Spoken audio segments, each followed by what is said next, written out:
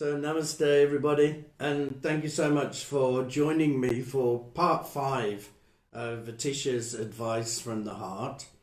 So, today we're going to start off with verse 18. So, verse 18 says, "Since future lives last for a very long time, gather up riches to provide for the future." So, it doesn't really matter here if you believe in rebirth or you don't believe in rebirth, because actually we're reborn in every moment. Every moment is an opportunity for us to change and to grow. So whether you believe in rebirth or whether you believe that rebirth happens moment by moment, the point that Atisha is trying to make here is that we need to gather up our riches to help ourselves through and provide us support for the future. So I believe what he's talking about here is having a calm, a peaceful and relaxed mind. So he's talking about meditation, about doing regular meditation. So one, we get to analyze the Buddha's teachings. Two, that we get to analyze ourselves. We get to have a look at ourselves and see, what am I carrying around? What am I carrying from the past? What are old, outdated concepts and biases and perspectives am I carrying around?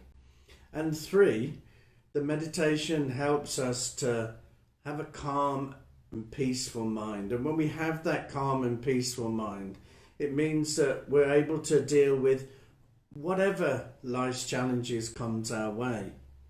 So the riches that we need to provide for the future are the riches of a calm, peaceful, relaxed mind. And of course we do this through meditation, we do it through mindfulness practices throughout the day, keep bringing ourselves back to the present moment.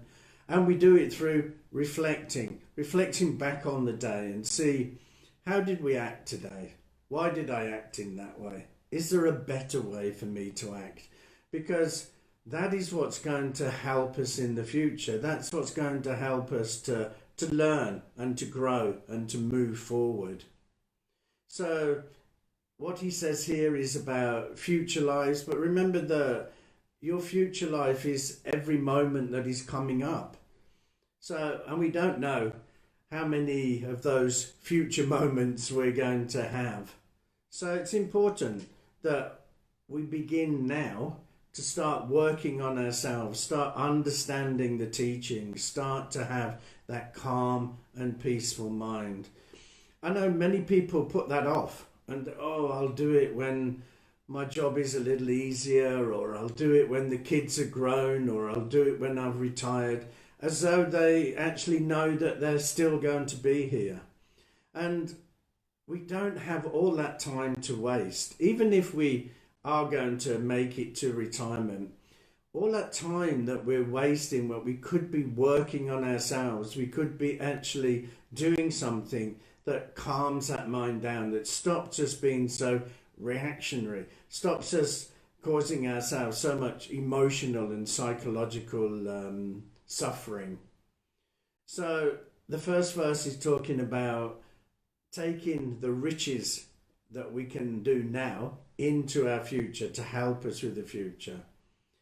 The second verse, verse 19, is you'll have to depart, leaving everything behind. So don't get attached to anything. So, when we come into the world, we come with absolutely nothing. And when we take our last breath, we end up with absolutely nothing. So what you do in between your first and your last breath is so important. And if what you do between those two breaths is you start to get attached to the people you care about, you start to get attached to your belongings, you start to get attached to your identity of a self, you start to get attached to your job. If you do that, when you reach that last breath, you are going to be filled with so much resource. You're going to be filled with so much pain and suffering, because it means that you don't want to let go. You're holding on tightly to all of these things. And of course, that is going to cause you a huge amount of suffering. So just remember, when you leave this world, you leave everything. You leave the body that you've spent so much time on. You leave your family and friends that you've spent so much time on. All of your belongings, all that money that's sitting in the bank, that big house, that beautiful car. When you take your last breath, they're no longer yours. So don't get attached to these things. Enjoy them. If you can afford them, enjoy them. Have a good life. But don't have a life where you're trying to control everything, because getting attached to something means control. It means that you don't want to allow it to just be what it is. You want to mold it into something you want it to be. Like we try to mold our children, we try to mold our family and our friends and everybody around us. We try to mold them to fit us. But why should they? They are individuals. So don't get attached. Don't get attached to anything in this life. And I'm not talking about detaching yourself from something. What I'm talking about here is to just step back and enjoy. You have this in your life, you have a nice house, enjoy it. But know that it is not permanent. It won't be there forever. So don't get attached to it. If you have a nice car, enjoy the car, drive around in it, do what the car is meant to do.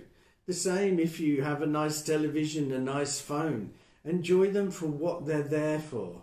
But don't try to get attached and hold on to them. Because if you do, when you do take that last breath, when you are in the throes of just losing everything in this life and losing your body, losing your identity, losing everything, if you're attached to that, that last breath is going to be so painful for you. So verse 20 says, generate compassion for all beings, and especially avoid despising or humiliating them. So that's a problem for us, generating compassion for all beings, because we do seem to find that really difficult. We tend to look at compassion and see it as something that these people deserve and these people don't deserve. So that's discrimination. That isn't compassion. So when we're looking at compassion, it has to be for all beings. So remember, compassion is about the person, and it isn't about the person's behavior. The person's behavior, we don't have to like their behavior. We don't have to accept their behavior. Of course we don't. And remember, actions have consequences. So whatever that behavior is, there will be consequences for that. So we don't have to accept. We don't have to lie down on the floor and let people walk all over us. Compassion isn't about any of that. Compassion is about wanting people to be as happy as they can and not suffer. So it's about the person. So even if the person is doing things that we don't like, you don't know why they're doing that. You don't know their backstory. You don't know what has led them to that point. So it means then, how can we judge? How can we say to ourselves that, this person doesn't deserve compassion because he did this? Why they did this, we don't know. All of their life, all the things that have gone on in their life has led them to that point. And you're just judging them on that point. You're not judging them on the whole of their life story. So just from one little thing they did, you are deciding that they don't deserve my compassion. This is wrong. This is not compassion. Compassion has to be for all beings. And we have to ensure that, we're not causing people to suffer. We want them to not suffer. So by humiliating people, by despising them, by labeling them as bad people and all things like that, you are adding to their suffering. It is the complete opposite to what compassion is. So we need to generate compassion for all beings. And later on in this series, we'll look a little bit deeper, maybe next week, about Buddhism and compassion and how Buddhism sees compassion. But for now, we need to understand that compassion has to be for all beings. So verse 21 says, "Have no hatred for enemies and no attachment for friends." Buddhism speaks a lot about a middle way, a middle path. And this middle path is the path between two extremes. The extreme of having enemies and hating them, and the extreme of having friends and getting attached to them. We need to walk that middle path. You know, a lot of things in our life are about the middle way. They're not about the extremes. We don't live in those extremes. We live in this sort of grey area between the two extremes. When we say, this is right, you must do this, and this is wrong, you mustn't do that, you give yourself no room to maneuver there. You give yourself no chance to actually be in the grey area, in that middle path. Because that's set in stone, don't do that, and this is set in stone, you must do that. Then we are going to cause ourselves a lot of problems there. We're going to cause ourselves a lot of disappointment, dissatisfaction, discontentment. All of those things are going to come because we've just set ourselves to stick to extremes instead of walking down this middle path. So don't have hatred for enemies. Okay, you may not particularly like that person, but it's a person and somebody likes them. Their mother or their friends or their partners like them. You may not. Okay, you don't have to like them, but you don't have to turn them into an enemy. And the people that you do like, it's great to like them, but you don't have to control them. And attachment is all about control. Attachment is all about you, what you want from that person or what you want that person to do. Love is about letting them do what they want to do. So when we have these two extremes of, on one hand, we have the hatred and of the enemies, and we have the attachment for the people we care about.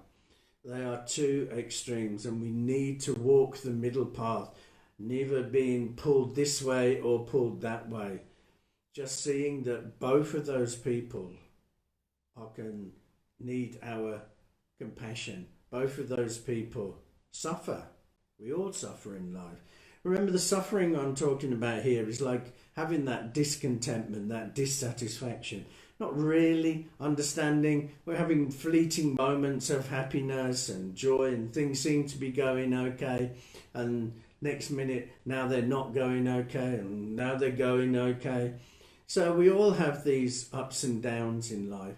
So instead of being pulled one way or pulled the other way, we really need to keep that equanimity of mind where we go down the middle path. No hatred and no attachment. We just walk the middle path. They are both human beings. They both deserve our compassion. And this is how we should be looking at people. Not looking at them and judging them and criticizing them. You know, once we start having a pattern of thought, then that is what we become. And many of us have become judgmental, and we criticize the whole time, and we just the whole time just pulling people apart and just judging them and saying this, they should do this or they should do that. So the more you do that, the more that becomes a pattern of your mind. So we seriously need to let go of these extremes and walk that middle path, and don't allow ourselves to be pulled off in the wrong directions. because the more you get pulled off towards hatred, then that's a bitterness, that's a poison that you're going to hold in your mind. Or you get attached, and that again is another poison. It may not seem to be a poison attachment, but when the person walks away from you, when that person leaves you, or they pass away, or something happens, then that attachment turns into and really shows you what poison it can be. So keep away from the poisons of hatred and the poisons of attachment, and walk that middle path. So verse 22 says, don't be jealous of others' good qualities, but out of admiration, adopt them yourself. So this is another thing that tends to be a little bit human nature here, that we get jealous. And when we're jealous of something, we criticize it. And it's not, we're criticizing it because it isn't a good thing, or it isn't because we dislike it. It's because somebody else has that quality and we don't have that quality. So we become jealous. Our ego kicks in. We start to get this ego face where, we start to become really jealous of what people are doing. But, instead of being jealous of people's good qualities, what we should be doing is looking at those qualities. What we should be doing is trying to adapt those qualities for ourselves. So if we see people's good qualities, we should admire those qualities and think, yeah, if we believe it's a good quality, instead of being jealous, why don't we just work hard at getting that quality so we also have that good quality? So I'm not saying we should copy people. I'm not saying that, our self-esteem has to be built on what other people do. What I'm saying is that if people have good qualities and we think that they are good qualities and we admire those qualities, but we get jealous because they've got them and I haven't. So instead of wasting your time, and jealousy is a complete and utter waste of time.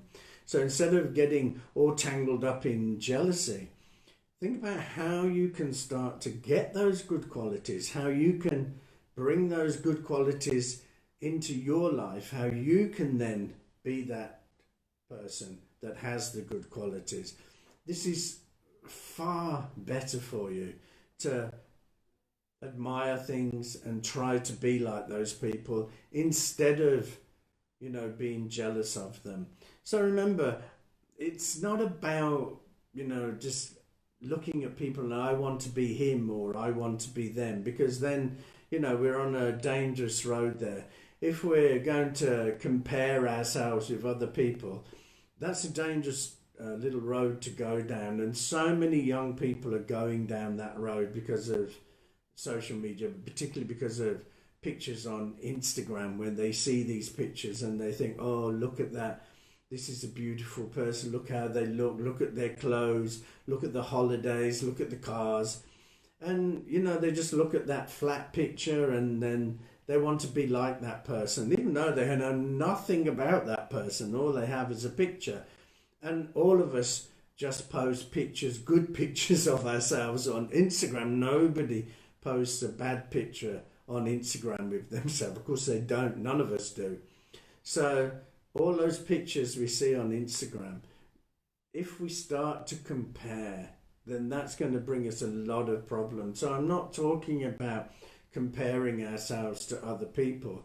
What I'm talking about is if there's a certain good quality that you see in somebody and you think this is a good quality, instead of then getting all jealous about that, try to adapt it into your life. Try to make it part of your life. It is much more constructive and a helpful way to be than letting that pride take over and you become jealous.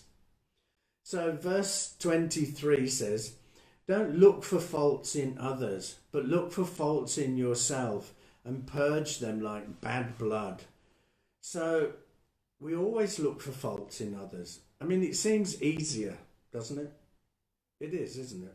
It's a lot easier for us to look at other people's faults and criticize them, because to look at ourselves and to go inward and admit our own faults, even admit our own faults to ourselves, is such a difficult thing for us to do. So instead of having to face up to our faults or our shortcomings, we find it a lot easier just to criticize somebody else's faults, somebody else's shortcomings. But that's not how we're going to get on in life. That's not how you're going to be that best possible person you can be. It's not how you're going to be able to change and grow. We can never change and grow if we are just looking at other people's faults and look at them, they do this or they did that. That is of no use. It's of no use to anybody.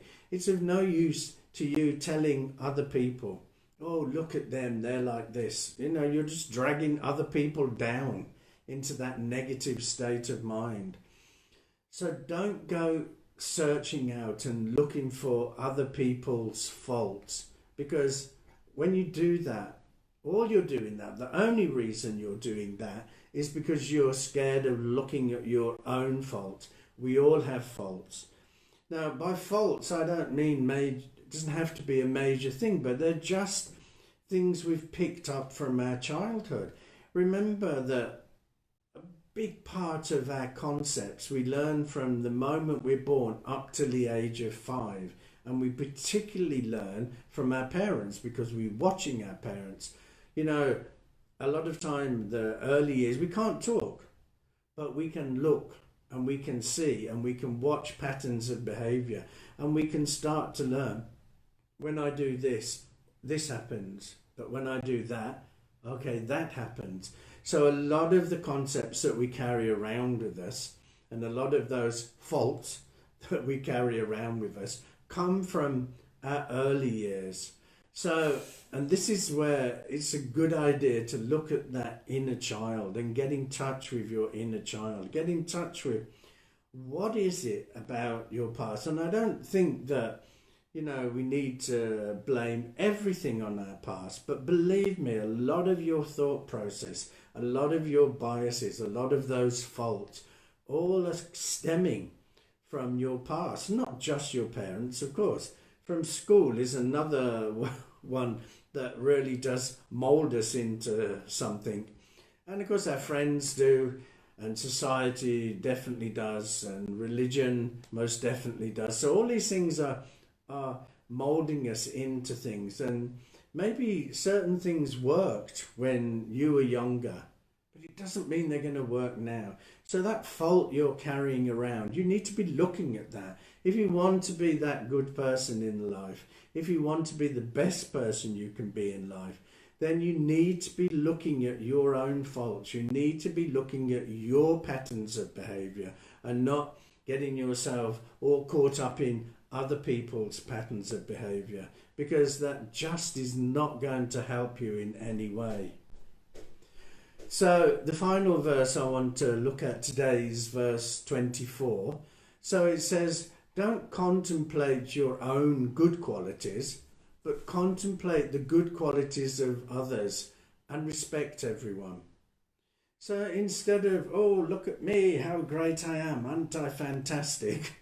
Instead of that, we should be looking at other people's good qualities, and we should think about their good qualities and respect them for having these good qualities.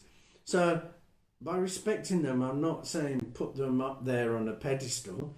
You know, we should never put anybody on a pedestal. We're all human beings, we're all equal. But it doesn't stop us looking at other people's good qualities. When you just contemplate your own good qualities and, oh yeah, I'm good at this or I'm good at that. You know, there are many people who are like that. Quite selfish and self-centered people who only want to talk about themselves. They don't want to listen. They don't care about you. They don't care about what you've done, where you've been. It's not any of their concern. They want to just talk about their good qualities. This is not a good trait. I mean, it's not a good person to be around. I find it very difficult when I have to sit and listen to somebody's good qualities, because behind that when people talk a lot about their good qualities, behind that is insecurity. And that is why we talk about these good qualities, because we're so insecure that we have to try and sell ourselves. So instead of contemplating our good qualities, we should be looking at other people's good qualities and respecting them for having these good qualities. So there is a lot that we've gone through today. So I'll put this video out so people can go through it and listen to it again, and try to spend some time today just reflecting on some of these points, because it's only by reflecting on them. It's no good just sitting here and nodding and oh yeah, oh that's true, oh yeah, that's good, and then doing nothing about it. So try to spend some time and reflect on what I've been speaking about. Reflect on, does that work for me? You know, does that fit into the way I see life? Will that help? And how can I do that? By looking at those things, then we're going to change and we're going to grow, and you know, we're going to be that best possible person. We have it in our head, yeah. We have a picture of this best possible person we can be. So we need to do the work to become that person. So thank you so much for joining me in this session. I'll be back the next time with part 6, and we'll go through another 5 or 6 verses. So thank you. Stay safe. Have a great week ahead, and I look forward to seeing you next time. Namaste. If you enjoyed this video, then press the subscribe button now. And don't forget to share the video with your friends.